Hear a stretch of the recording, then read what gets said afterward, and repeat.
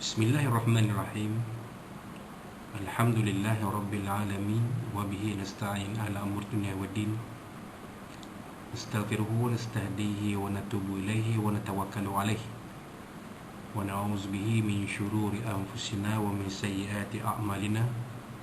May yahdihillahu fala mudilla lahu wa huwal muhtad. Wa may yudlil falan tajida lahu waliyyan mursyidan wa la hadiya lahu. Asyhadu an la ilaha illallah wahdahu la syarika lah. Wa asyhadu anna sayyidana Muhammadan abduhu wa rasuluh.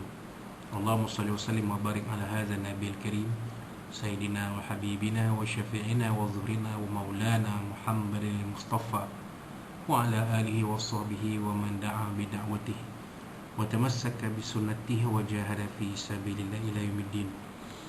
Rabbi shrah li sadri wa yassir li amri wahlul 'uqdatam min lisani yafqahu qawli. Subhanaka la ilma lana illa ma 'allamtana innaka antal alimul hakim. Wa la hawla wa la quwwata illa billahil azim. Allahumma iftah 'alaina hikmataka wanshur 'alaina min khazaini rahmatika ya arhamar rahimin. Allahumma arinal haqqa haqqan warzuqna ittiba'ah wa arinal batila batilan warzuqna ijtinabah. Qala Allah subhanahu wa ta'ala fi kitabil aziz, a'udzu billahi minasyaitonir rajim. Bismillahirrahmanirrahim. Wattini wazzaitun wa turi sinin wa hadzal baladil amin. Laqad khalaqnal insana fi ahsani taqwim. ثم رددناه أسفل سافلين إلا الذين آمنوا وعملوا الصالحات فلهم أجر غير ممنون فما يكذبك بعد بالدين أليس الله بأحكم الحاكمين. صدق الله العظيم. وقال نبينا سيدنا محمد صلى الله عليه وسلم من صام رمضان ثم أتبعه ستا من شوال فكأنما صام الدهر أو كما قال صدق رسول الله صلى الله عليه وسلم. وقال نبينا سيدنا محمد صلى الله عليه وسلم خيركم من تعلم القرآن وعلمه أو كما قال صدق رسول الله صلى الله عليه وسلم. Tuan-tuan, perempuan, muslimin-muslimat sekalian rahimakumullah. Assalamualaikum warahmatullahi wabarakatuh.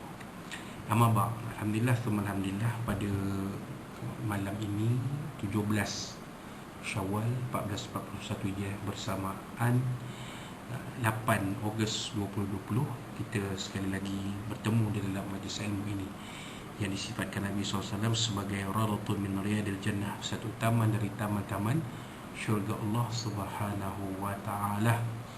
Dan kita sekarang ini telah pun memasuki setengah Syawal yang kedua. Setengah Syawal yang kedua telah melepasi pertengahan bulan Syawal. Kita masuk ke bahagian kedua dalam bulan Syawal. Yang mana tuan-tuan dan puan-puan masih ada lagi kesempatan untuk melaksanakan dan menyempurnakan puasa 6 hari bulan Syawal, yang mana kelebihannya yang disebut oleh Nabi SAW dalam sebuah hadis yang dibacakan sebentar tadi. Nabi SAW bersabda, mafhumnya sesiapa yang berpuasa bulan Ramadan kemudian mengikutinya, dia mengikutinya, meneruskan puasa itu dengan 6 hari puasa sunat pada bulan Syawal, maka pahala kedua-dua puasa Ramadan dan puasa 6 hari bulan Syawal itu menyamai pahala puasa selama setahun. Maknanya tuan-tuan tak perlu nak berpuasa setahun, kerana berpuasa sepanjang tahun itu dikatakan oleh ulama-ulama fiqh mazhab Syafi'i khususnya sebagai suatu ibadah yang makruh dilaksanakan. Maknanya tak digalakkan untuk kita berpuasa sepanjang tahun, tak pernah pukul puasa hari. Itu adalah suatu yang tidak digalakkan oleh ulama-ulama fiqh mazhab Syafi'i khususnya. Hukumnya makruh. Makruh ni tak digalakkan. Tak ada salah nak buat, taklah sampai jadi haram, tetapi tidak digalakkan kerana boleh membawa kepada kemudaratan kepada kesihatan kita. Berpuasa itu baik untuk kesihatan. Sumu tasihu, Nabi SAW bersabda, puasalah kamu, niscaya kamu akan sihat. Tapi kalau kita berpuasa sepanjang tahun, tiap-tiap hari kita berpuasa, boleh juga menyebabkan terjadi mudarat pada kesihatan kita. Jadi tuan-tuan dan puan-puan, Allah SWT sebagai Tuhan yang Maha Pencipta, yang mengetahui keadaan kita sebagai umat Nabi Muhammad SAW, dia memberikan banyak kelebihan, selain daripada kelebihan-kelebihan pada bulan Ramadan, kelebihan-kelebihan pada malam Qadar, maka Allah SWT memberikan kepada kita kelebihan puasa 6 hari pada bulan Syawal. Maknanya kalau kita melaksanakan puasa 6 hari bulan Syawal bersama, selepas kita menyempurnakan puasa wajib pada bulan Ramadan, maka pahala kedua-duanya itu menyamai pahala berpuasa selama setahun. Jadi tuan-tuan ambil lah kelebihan yang ada ini. Termasuklah kaum muslimat yang mungkin ada dilema. Tadi pun saya tengok dalam YouTube pun ada yang kata, kenapa nak puasa 6 Syawal, puasa ganti puasa ganti tu puasa hutang, kata dia. Buatlah puasa ganti dulu, kenapa nak buat puasa Syawal dulu. Jadi kalau kita mampu buat menturutkan kedua-duanya, alhamdulillah. Tapi kalau kita tak mampu, puasa ganti itu, walaupun niatnya adalah puasa ganti, puasa qada Ramadan, tetapi kita akan dapat juga pahala puasa 6 Syawal insya-Allah, kerana dilaksanakan puasa ganti itu dalam bulan Syawal. InsyaAllah kita akan dapat juga pahala puasa 6 hari pada bulan Syawal. Kalau mampu, buatlah ganti dulu, lepas tu buatlah puasa 6 Syawal. Kebetulan pula tahun ini kita berhadapan dengan PKP, Pergerakan Kawalan Peraturan Kawalan Pergerakan. Ini Peraturan Kawalan Pergerakan Pemulihan. Jadi mungkin hujung minggu kita tak puasa lah. Mungkin ada yang balik ke kampung, bertemu dengan orang tua di kampung, kerana hujung minggu ni sudah boleh melaksanakan pergerakan rentas negeri. Kita dah balik kampung kita. Saya percaya ramailah tuan-tuan dan puan yang duduk di bandar-bandar ini, terutama di bandar-bandar besar, Kuala Lumpur dan sebagainya, akan balik ke kampung setelah hari raya lalu tak dapat nak balik kampung. Kali ini dapat balik kampung dan masih lagi dalam bulan Syawal. Ini mungkin setengah orang kata hari raya 2.0, 2.0. Tak tahulah saya. Itu terpulang kepada penilaian tuan-tuan dan puan-puan. Namun begitu, kuliah-kuliah pengajian di Masjid dan Surau masih tertangguh. Maka kita mengambil inisiatif di sini untuk meneruskan kuliah-kuliah pengajian yang dinamakan kuliah maya, kuliah maya virtual kuliah maya, di mana dibuat rakaman dan kita akan kongsikan dengan tuan-tuan dan puan-puan. Sebenarnya yang saya sebutkan, salah satu kitab yang pengajian yang kita akan sambung adakan kuliah maya ini ialah kitab At-Tafsirul Munir, juzuk 30 yang disusun oleh Fadilatul Syekh Dr. Wahbah Az-Zuhaili Ad-Dimashqi As-Suri, rahimahullah ta'ala. Maknanya kita akan sambung, insya-Allah kita akan teruskan, walaupun pengajian kitab ni sudah terhenti di masjid. Di masjid dah terhenti sejak bulan November, kali terakhir bulan November lepas, November tahun lepas 2019. Jadi kita mengambil keputusan sampai hari raya baru ni untuk kita sambung pengajian kitab ni, walaupun hanya secara maya virtual kuliah, ataupun istilahnya setengah yang lain tu kuliah online.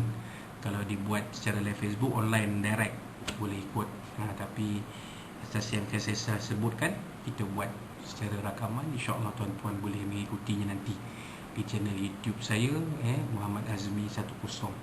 Jangan lupa subscribe dan dah subscribe, dah langgan, letakkan tanda loceng, tang tang tang. Jadi setiap kali ada kuliah-kuliah kita atau apa-apa daripada channel kita, insya-Allah tuan-tuan akan dapat maklumannya. Insya-Allah.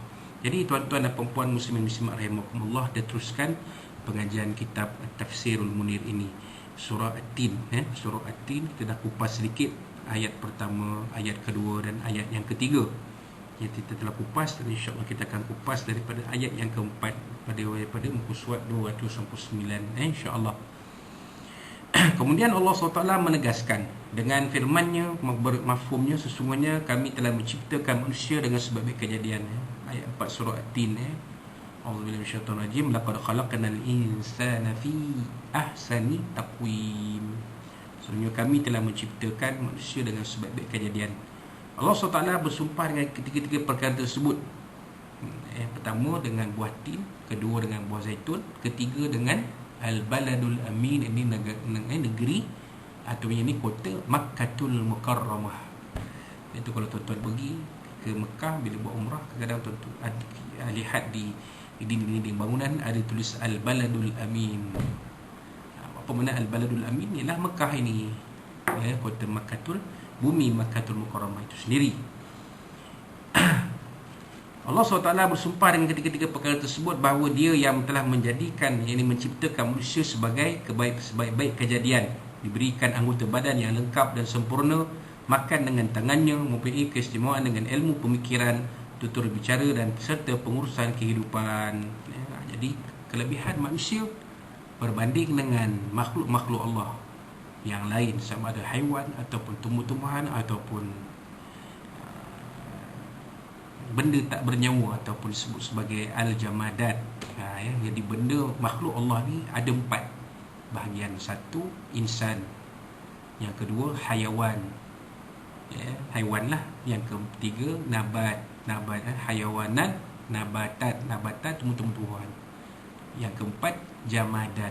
Jamadat, benda tak bernyawa. Batu, pasir, air, air laut, air macam-macam jenis air lah, kan, awan, benda yang tak bernyawa, selain daripada haiwan dan tumbuh-tumbuhan. Jadi beza manusia dengan yang lain-lainnya ni disebut oleh pengarang kitab ini, sebaik-baik kejadian ni anggota badan yang sempurna. Manusia dalam banyak-banyak makhluk, manusia dan haiwan, yang paling sempurna manusia lah. Kan, walaupun ilmu sains manusia ini dikategorikan sebagai haiwan mamalia, tetapi ahli-ahli ilmu mantik, ilmu logik Islam menyatakan bahawa manusia ini adalah hayawanun natiq. Haiwan yang natiq. Apa dia natiq? Yang ada pemikiran, dia ada akal. Kan, dia ada akal. Baik, makan dengan tangannya, mempunyai keistimewaan dengan ilmu pemikiran, tutur bicara. Maknanya pemikiran tu ada, tutur bicara tu ada, boleh difahami. Haiwan boleh faham bahasa manusia, tapi manusia tidak boleh faham bahasa haiwan. Kucing dia faham kita cakap, kan, suruh duduk. Kalau kita latih lah, suruh duduk lah. Suruh berdiri lah. Suruh makan dia. Dia panggil, datang lah. Tapi adakah kita faham bahasa kucing? Nyau, apa tak tahu. Dia cakap apa tak tahu. Tetapi dengan gerak badan ni kita faham dia lapar ke, dia nak makan ke, dan sebagainya lah. Serta pengurusan kehidupan. Kan, dengan akal yang manusia diberikan manusia ni, maka manusia akan ada kemahiran-kemahiran mengurus kehidupan, membina membina pengurusan diri, kan, boleh berpakaian, nakkan pakaian, nakkan rumah, tu nafsu lah tu, kehendak, nakkan tempat tinggal, nakkan ini, nakkan itu. Kalau haiwan dia tak ada semua tu. Dia dah makan, dah minum, buang air besar, buang air kecil, kahwin, dah, tu. Itu saja. Sebab itu kalau kita lihat haiwan ni daripada Dulu-dulu sampai kali ini itulah habitat kehidupannya. Tidak akan berubah. Manusia berkembang. Manusia pada hari ini kehidupannya tak sama macam manusia 50, 60 ataupun 100 tahun yang lalu. Berbeza. Tak cerita tengok gambar kan. Hari ini macam mana kita, 50 tahun dulu macam mana kita, ataupun 30 tahun dulu bagaimana kita. 30 tahun dulu tidak ada handphone, telefon tangan tak ada, telefon bimbit tak ada, kan, internet tak ada. 30 tahun dulu ambil gambar, kamera mesti pakai filem, kan. Sekarang kamera tak payah pakai filem, kan, tak perlukan filem untuk digunakan untuk penggambaran, untuk menangkap gambar, tak perlu, kerana teknologi itu sudah berkembang. Itulah beza manusia dengan haiwan. Semuanya itu memungkinkan manusia itu menjadi khalifah yang berkuasa di muka bumi sebagaimana yang dikehendaki oleh Allah SWT. Begitulah pandangan sebagian besar ulama tafsir. Maka Allah SWT mencipta manusia sebagai khalifah bukannya manusia dicampakkan ke atas muka bumi itu satu begitu saja. Tentulah manusia itu ada kelebihan-kelebihan yang membolehkan manusia ini boleh jadi khalifah di atas muka bumi. Dan kelebihan itu kita sebut tadi, kan? Wallahu a'lam. Kenapa? Kerana manusia ini, Allah SWT menyebut dalam sebuah ayat dalam di akhir surah Al-Ahzab, a'udzubillahi minasyaitonir rajim, inna aradna al-amanata 'ala as-samawati wal ardi wal jibal. Sesungguhnya kami telah menawarkan amanah, yakni menjadi khalifah muka bumi ini kepada langit, pada bumi, kepada gunung ganang, pada haiwan yang ada. Fa'abaina ayyahmilnaha wa ashfaqna minha. Mereka enggan mengambil amanah itu dan memberi alasan-alasan. Wa hamalal insan, sedangkan manusia mau mengambil amanah itu, mau menanggung amanah itu, mau memikul amanah itu. Innahu kana zaluman jahula. Allah Ta'ala menegaskan manusia ni adalah zalim, jahil pula, bodoh pula. Dah tahu tak sanggup, mau jadi pak sanggup. Begitulah. Tapi manusia itu sanggup memikul amanah itu kerana manusia itu ada kelebihan-kelebihan tertentu yang tidak ada pada haiwan-haiwan dan pada makhluk Allah yang lain. Imam Al-Qurtubi pula telah meriwayatkan satu kes yang menguatkan lagi tentang kecantikan kejadian manusia. Seorang lelaki, Isa bin Musa, sangat sayang dan cinta kepada isterinya. Pada satu hari, beliau telah berkata kepada isterinya, aku ceraikan kamu dengan talak 3 jika kamu tidak menjadi lebih cantik daripada bulan. Isterinya terperanjat dan menjauhi diri dari suaminya. Maka isterinya berkata, kamu telah menceraikan aku. Pada malamnya, lelaki tersebut tidur dalam keadaan yang tidak selesa. Keesokan harinya, beliau pergi berjumpa Khalifah Al-Mansur, lalu menceritakan apa yang telah berlaku. Lelaki tersebut menyatakan kerusingannya yang amat sangat kepada baginda. Khalifah Al-Mansur pula memanggil para alim ulama dan meminta pandangan mereka. Apabila ditanya pandangan mereka, lalu mereka menjawab isteri lelaki tersebut telah bercerai dan jatuh talak. Dalam masa yang sama, di kalangan mereka ada seorang alim, yakni sahabat Abu Hanifah, yang tidak menjawab. Bahkan beliau mendiam membisu sahaja. Khalifah Al-Mansur bertanya kepadanya, kenapa kamu tidak bercakap?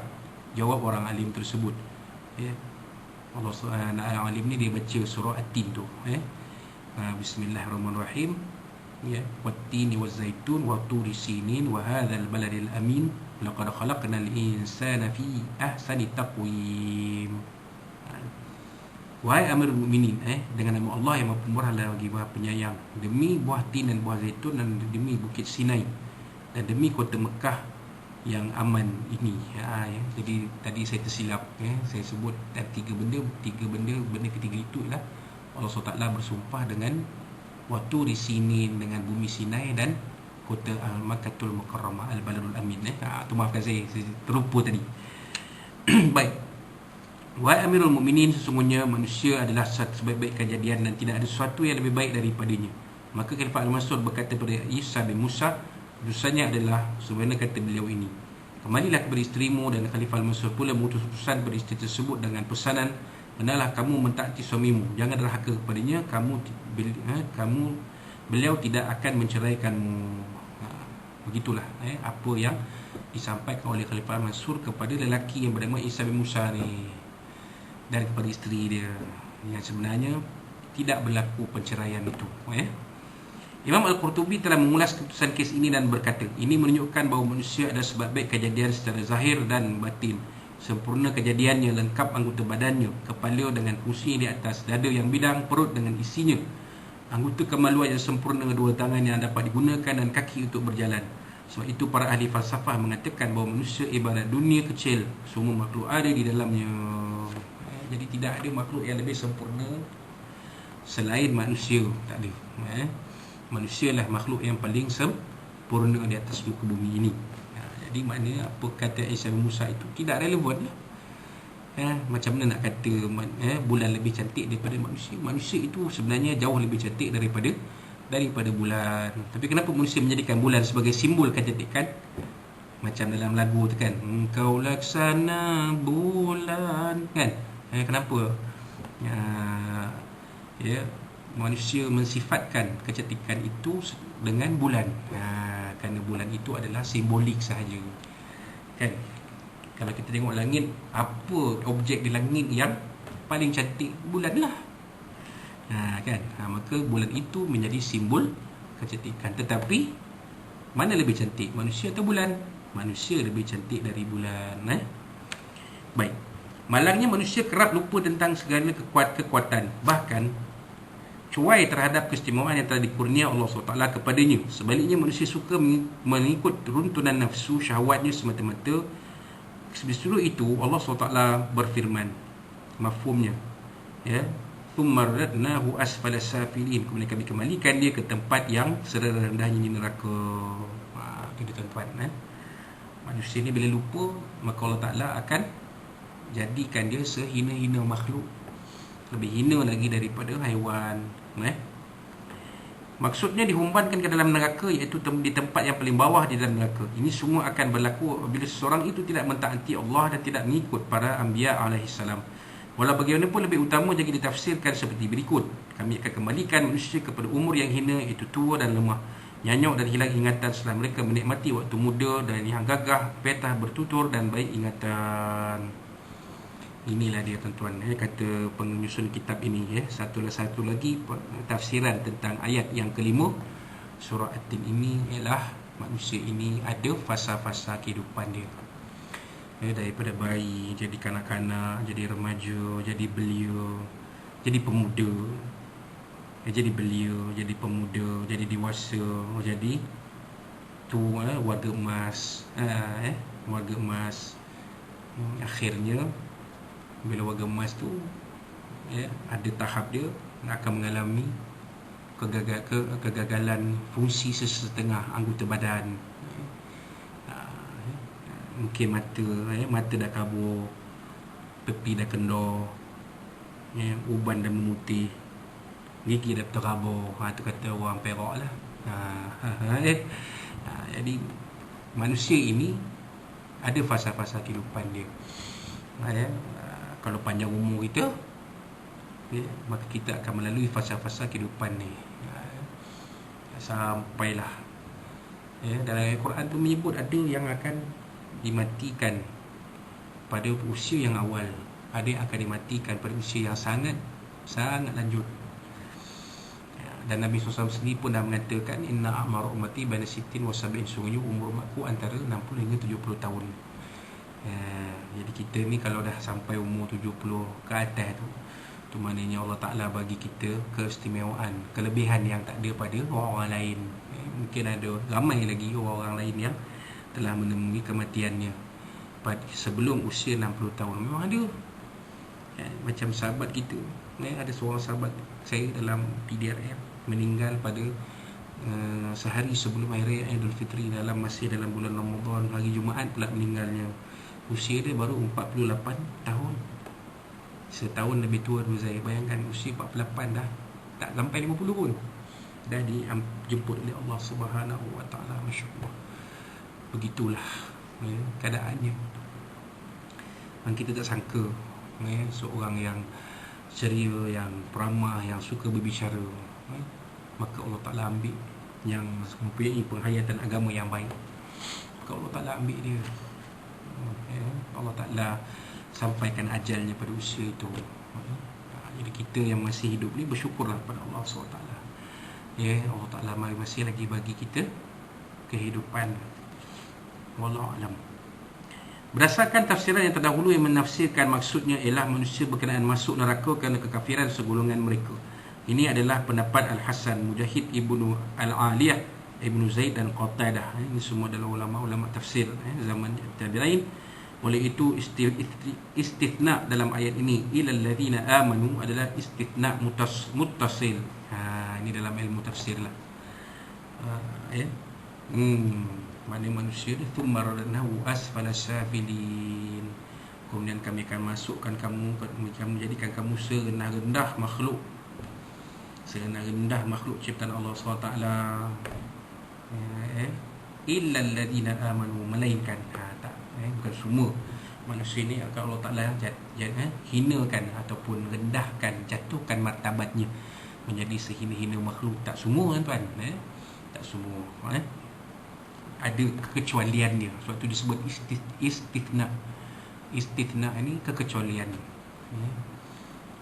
Kecuali. Apa dia? Ya, seseorang itu akan begini-begini kecuali. Baik. Tafsiran kedua pula yang menyatakan maksudnya ialah manusia dikembalikan kepada umur tua yang nyanyuk. Maka ini adalah pendapat Abdullah bin Abbas radhiyallahu anhu, Ikrimah, Dhahhak dan An-Nakhai. Oleh itu istisna di sini ialah istisna munqati'. Ini bukan bermakna semua orang akan menerima nasib yang sama, tetapi sebahagian saja. Ini adalah pilihan Ibnu Jirir. Maksud dia apa dia tuan-tuan? Yang keduanya, tafsir kedua ni menyatakan manusia akan sampai kepada keadaan yang tua, yang nyanyuk, yang terkena penyakit dementia, Alzheimer, tapi tak semua. Sebab itu dikatakan tadi istisna munqati', yang terputus, kekecualian yang terputus. Tadi kekecualian yang bersambung. Mana bersambung dengan sifat tadi.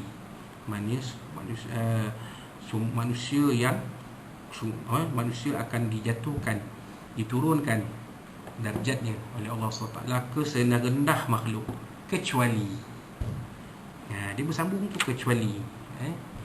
Maka yang ini pula manusia akan melalui umur tua dan nyanyuk, kecuali dia terputus, tak ada kena-mengena pun. Belum tentu manusia yang tua yang nyanyuk ini bukan orang yang rendah darjat dia. Kadang-kadang orang yang tinggi darjat dia jadi macam tu. Kan, ini semua adalah bahagian dari Allah SWT. Orang yang rajin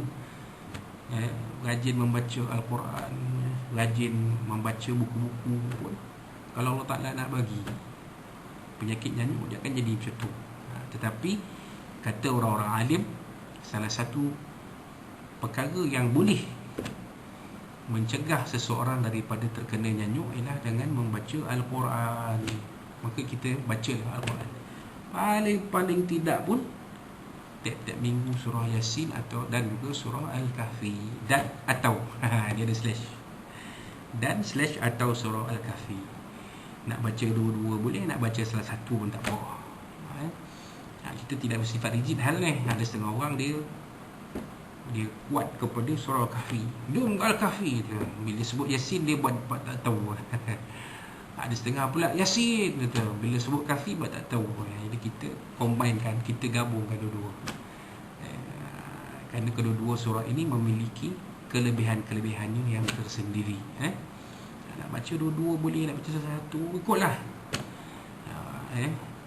Ikut pada tuan-tuan dan puan-puan ni. Jangan pula kita menafikan kelebihan salah satu daripada dua surah ini, ataupun kita memandang remeh kepada salah satu surah ini.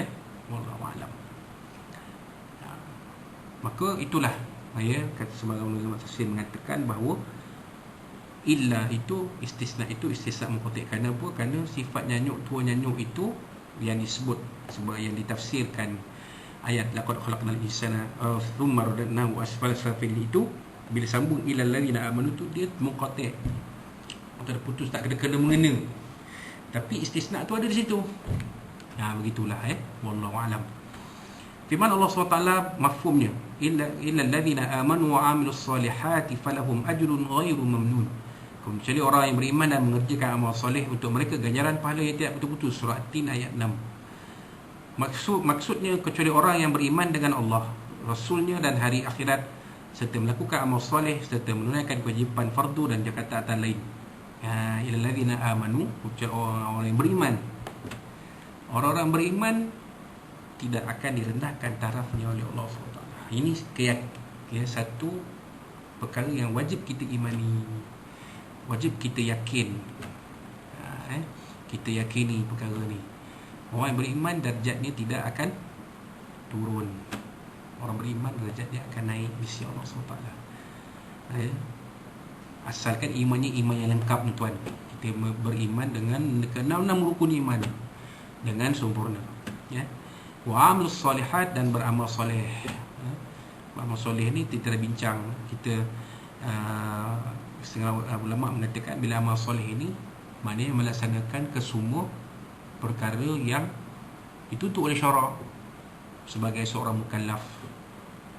Wajib kita buat, sunat kita buat, harus kita buat, makruh kita tinggalkan, kita jauhkan, haram kita tinggalkan. Begitu. Dan kita memperbanyakkan ibadah kepada Allah SWT. Itu maksud dia amal soleh tadi.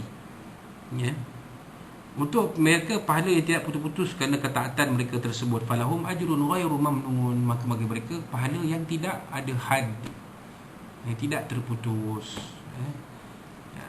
tidak tersangkut, akan terus. Lagi-lagi kalau kita ada amal jariah. Ada amal jariah. Jadi tuan-tuan, macam mana nak buat amal jariah ni? Sedekah jariah lah. Orang yang ada ke harta, buat sedekah jariah. Orang yang ada ilmu, buat amal jariah. Sebarkan ilmu. Itulah amal jariah kita. Tuan-tuan dapat rakaman ni, jangan simpan je. Tuan-tuan tengok, sebarkan kepada yang lain. Sebarkan kepada rakan-rakan kita dalam grup-grup WhatsApp. Saya percaya tuan-tuan, dalam WhatsApp tu grup banyak tu. Macam-macam grup-grup. Sekolah lama, sekolah rendah pun ada, sekolah menengah pun ada, universiti pun ada, ke tempat kerja pun ada. Sama mancing, sama naik motor, ride, macam-macam lah. Grup siasah politik pun ada, grup sukan pun ada. Jadi kita sebar-sebarkan tuan, jangan kita simpan. Dapat ni kita sebar-sebarkan, insya-Allah. Jadi itulah amal jariah yang akan pahalanya berterusan, tidak putus-putus. Jadi maknanya tafsiran pertama yang menganggap bahawa istisna dalam ayat ini bersifat muttasil kecuali orang beriman dan beramal soleh, yakni orang yang mampu menghimpunkan amal, iman dan amal, maka untuk mereka pahala yang lumayan. Mereka terselamat dari masuk neraka yang paling bawah dan dapat masuk syurga darul muttaqin, insya-Allah. Begitulah kata pengarang kitab ini. Namun begitu jika didasarkan kepada tafsir yang pertama tadi, kalau kita balik kepada tafsiran pertama, itulah dia sambungan dia. Itu yang dikatakan istisna muttasil.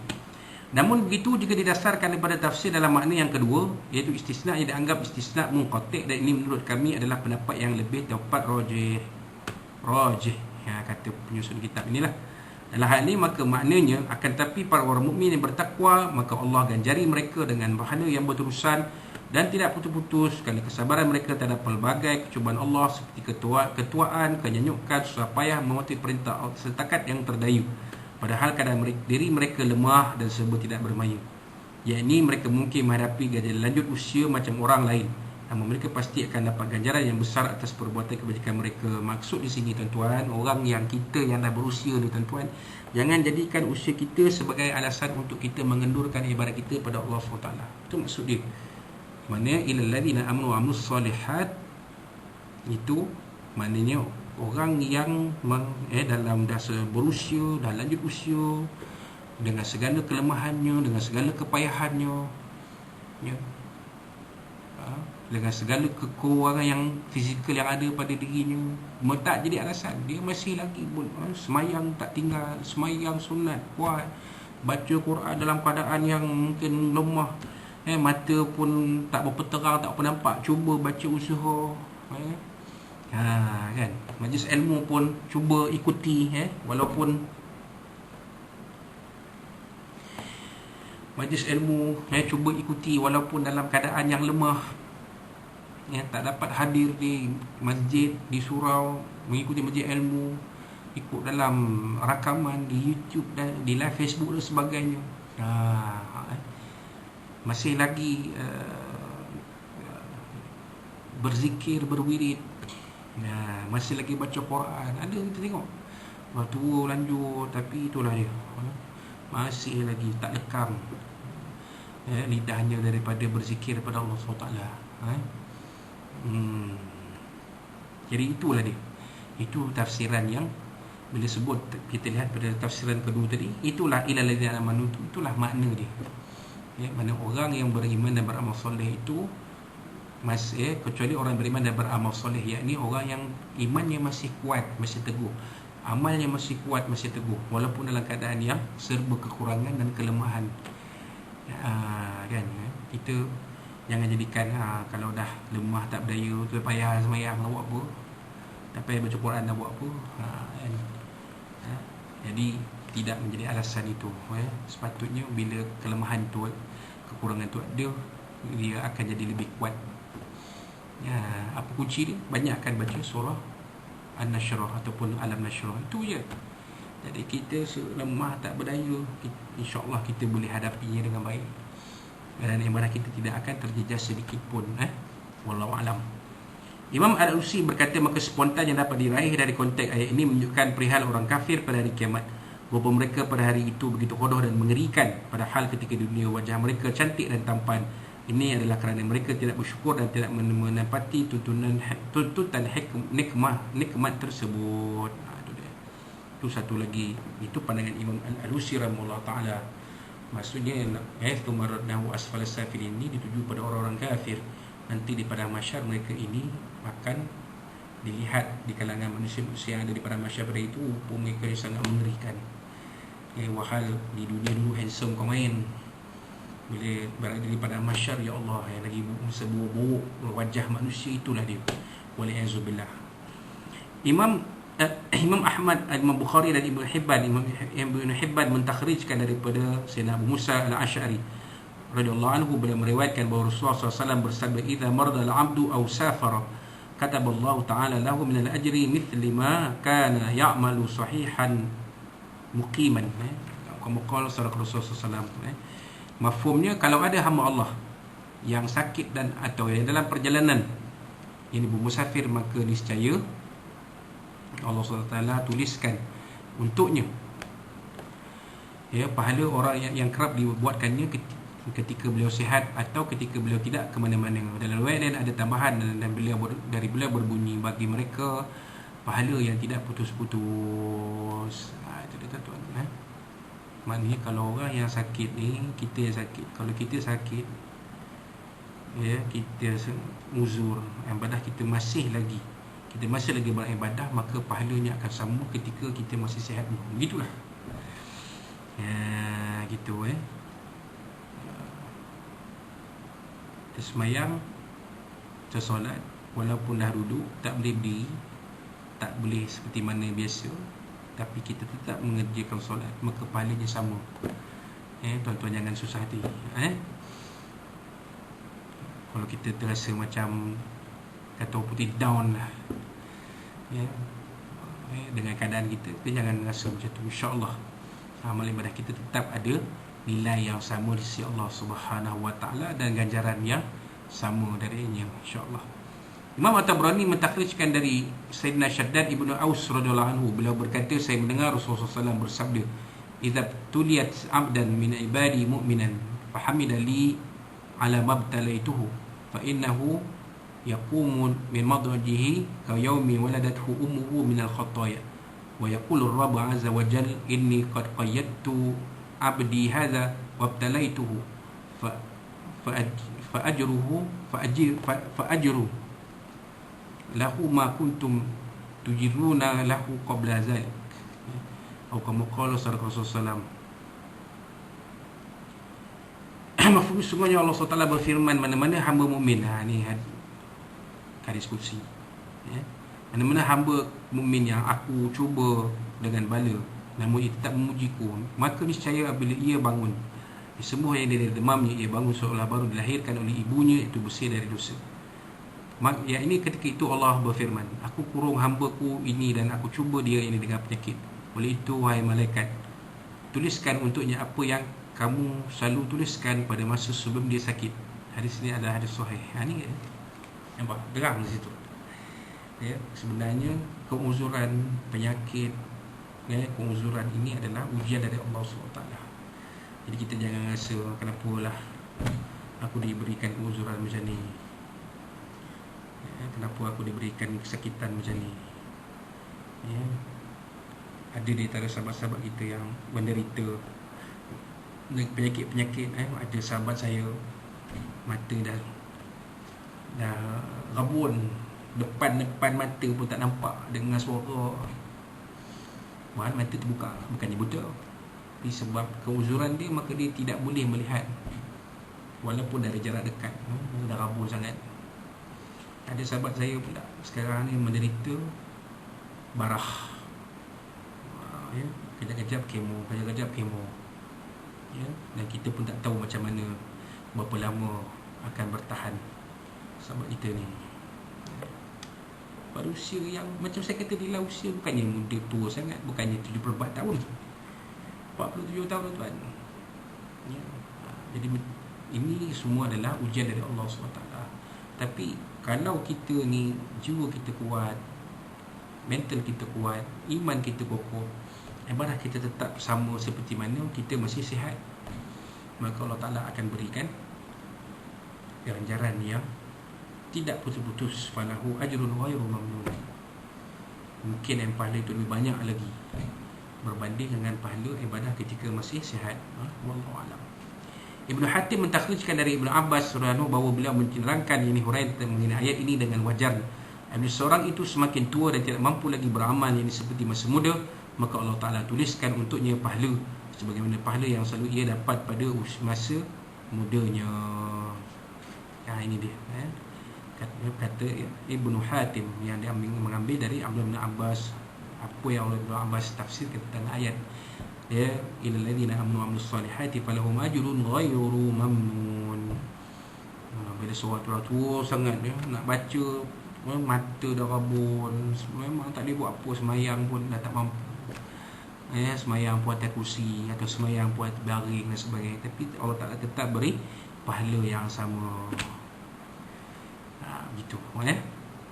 Setengah ahli tafsir berpendapat istisna dalam ayat ini muttasil, meskipun dalam lingkungan pendapat yang kedua.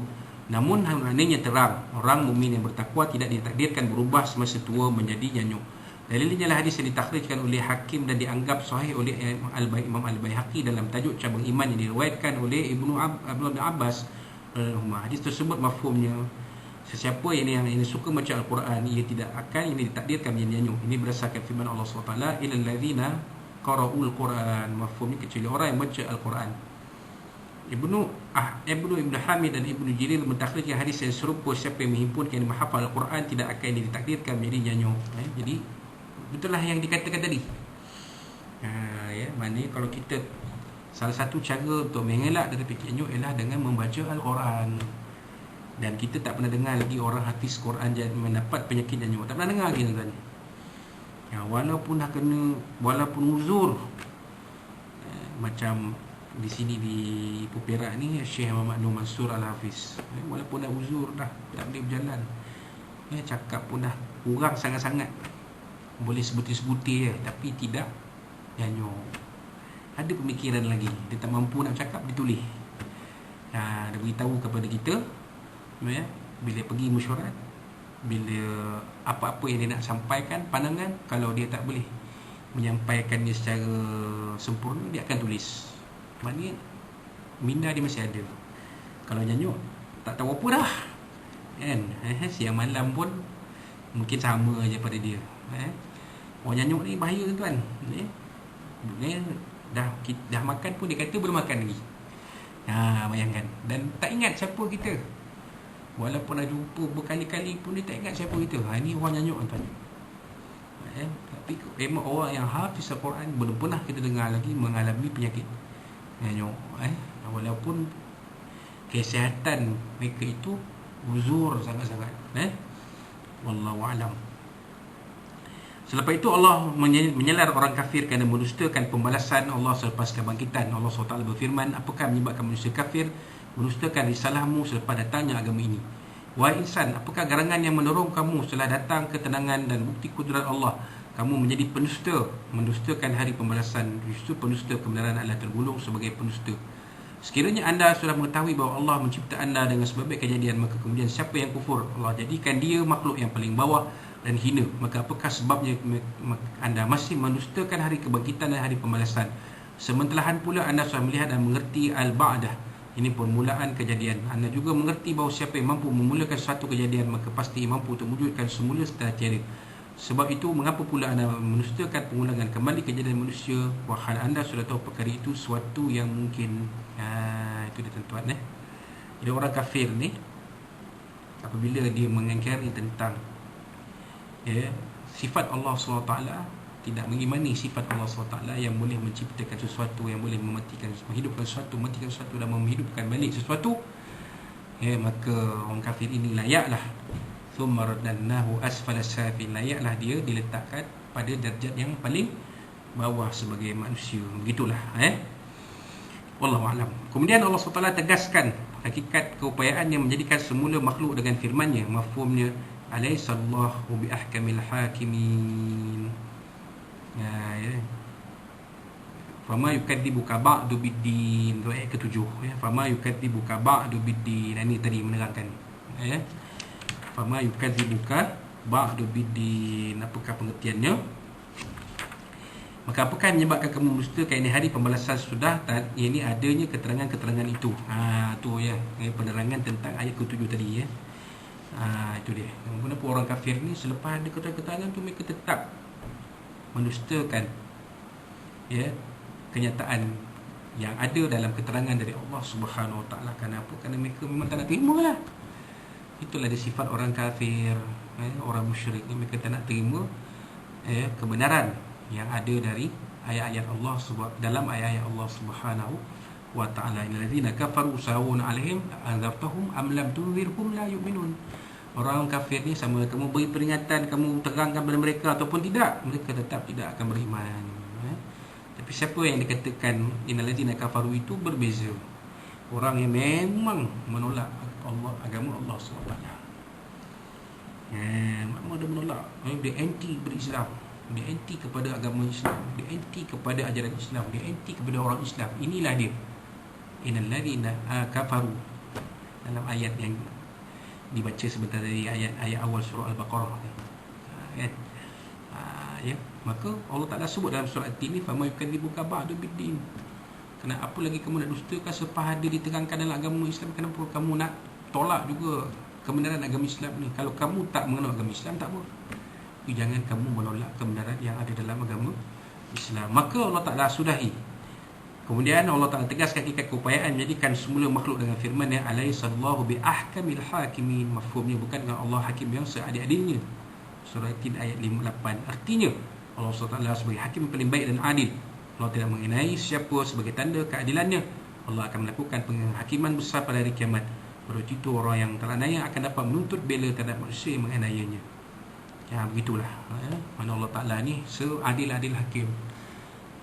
Allah Ta'ala lah hakim yang paling adil. Salah satu nama Allah Al-Adil.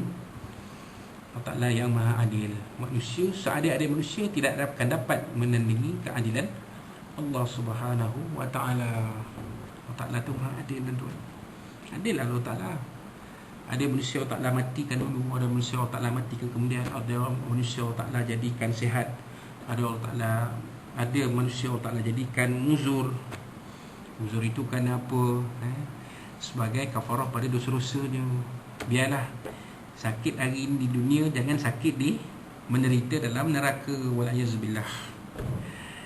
Biarlah sakit di dunia ni, biarlah bengkok di dunia ni, biarlah bongkok di dunia ni, tak apa. Asal jangan menderita di dalam neraka, dibakar dalam neraka nanti. Walayazubillah. Jadi Allah Ta'ala tu maha adil. Allah Ta'ala tu maha adil. Sebagai tanda keadilannya, Allah akan melakukan penghakiman besar pada hari kiamat. Pada waktu itu orang yang teraniaya akan dapat menuntut bela terhadap manusia yang menganiayanya. Jadi tuan-tuan, orang yang teraniaya ni akan dapat keadilan dari Allah SWT pada hari kiamat nanti. Jadi saya pesan diri saya dan pada tuan-tuan dan puan, janganlah kita menganiaya sesama manusia. Sebab bila kita menganiaya sesama manusia, Allah Ta'ala akan berikan hak kepada yang teraniaya itu, manusia ke, haiwan ke, tumbuh-tumbuhan ke, alam sekitar ke. Kalau kita buat aniaya, bagi manusia itu buat aniaya kepada mereka ini, Allah Ta'ala akan berikan keadilannya pada hari kiamat nanti, di padang mahsyar pada hari kiamat. Wallahu a'lam.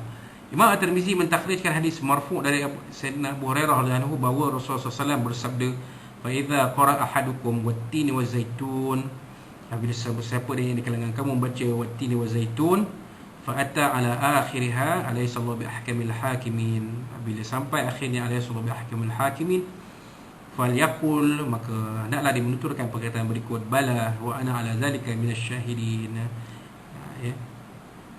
bahkan aku dari tentang perkara itu daripada orang yang menyaksikannya, yang bersaksi dengannya. Itu dah tepat. Bila kita dengar orang baca surah ayat ini sampai alaysa Allah bi ahkamil hakimin, jawapannya bala wa ana ala zalika minasyahidin. Macam dalam sembahyang, sembahyang tak payah baca kuat-kuat, baca dalam hati lah, ataupun baca di bibir sebagai zikir. Jadi tidak membatalkan sembahyang kita, tak membatalkan solat kita. Insya-Allah. Itulah yang disebut di dalam hadis ini tadi oleh Nabi sallallahu alaihi wasallam. Maka habislah kita membincangkan tentang ayat-ayat yang keempat hingga ayat yang ke-8, ayat yang kelima, ayat kelima sampai ayat yang ke-8 surah At-Tin, insya-Allah. Jadi pada bulan akan datang, pada kuliah bulan akan datang kita akan sambung, kita akan sambung dengan muka surat 303, pedoman hidup dan hukum hakam. InsyaAllah kita akan sambung tarikh kuliahnya insyaAllah pada bulan Julai nanti adalah pada 13 Julai 2020, 13 Julai 2020 insyaAllah. Kuliah kitab Tafsir Munir ini secara maya, virtual kuliah ini, secara kuliah maya ini kita akan sambung pada bahagian yang akhir surat ini, iaitu pedoman hidup dan hukum hakam. InsyaAllah kita akan sambung nanti pada bulan akan datang 13 Julai 2020 insyaAllah. Kita akan bertemu pada waktu yang disebutkan tadi. Dan kepada tuan-tuan dan puan, teruskan berpuasa 6 insyaAllah dengan sempurnanya sehinggalah lengkap. Dan kepada tuan-tuan dan puan yang mengikuti kuliah kita ini, sekiranya belum subscribe kuliah ini, belum subscribe channel ini, subscribelah channel ini Muhammad Azmi 10, dan letakkan tanda, hidupkan bunyi loceng teng teng teng, supaya tuan-tuan dan puan mendapat makluman berkenaan dengan apa-apa video rakaman yang akan keluar di dalam channel YouTube saya, UMAI Ustaz Muhammad Azmi Ismail, itu Muhammad Azmi 10 insyaAllah. Jadi itulah dia sikit sebanyak apa kita boleh kongsikan pada malam ni. Mudah-mudahan episod kongsikan malam ini ada manfaat untuk kita bersama. Boleh kita jadikan pada wakil itu, berhormati berkati Allah, berkati dan redai Allah SWT. Dan kita bersama bahawa kita akan bahagia dunia sampai ke akhirat. Dan kalau ada apa-apa sampai kemudian kita kasar bahasa terlanjut cara semua dari Allah SWT, dari Nabi SAW, dan dari tuan-tuan bapa sekalian. Sekali lagi saya ucapkan kepada tuan-tuan bapa selamat menyambut bulan Syawal, bulan Aidil Fitri, maaf zahir dan batin. Wallahu Rasulullah barakallahu fikum. Aqul qawli hadza wa ta'zim li wa lakum. Kita akhiri kuliah kita malam ni dengan tasbih kafarah suratul Asr. A'udzu billahi minasyaitonir rajim. Bismillahirrahmanirrahim. Alhamdulillahirabbil alamin wa bihi nasta'in wassalatu wassalamu ala asyrafil anbiya'i wal mursalin wa ala Muhammad wa ala alihi. Allahumma arhamna bil hadzal wa matafna badi tafsir as-summa. Allahumma ja'alka fi nuhuri ala na'udzuka min syururi ma Allahumma baddil shamlahu wa farik jama'u wa shatik wa tawazil wa muslimin bi kilabi ya qahhar ya jabbar ya muntaqim ya Allah ya Allah ya Allah. Allah memiliki kitab yang menjelas sahabat Azmul Ahzab yazif wa sallallahu alaihi wa sallam arhamar rahimin. Rabbana zidna wa tawaffa yakum rabbana atina fid dunya hasanah fil akhirati hasanah wa qina adzabannar. Rabbana 'alaika tawakkalna wa ilaikal masir. Rabbana tu'mina du'ana musna wa liman liqa'ana innaka tas-sami'ul 'alim tu'alana ya maulana tatum rahmana fiha asmuna tatuna fiha salamu akhiru da'wana alhamdulillahi rabbil alamin. Taqabbalallahu minkum minna minkum taqabbal billahi wa taufiq. Wassalamu alaikum warahmatullahi wabarakatuh.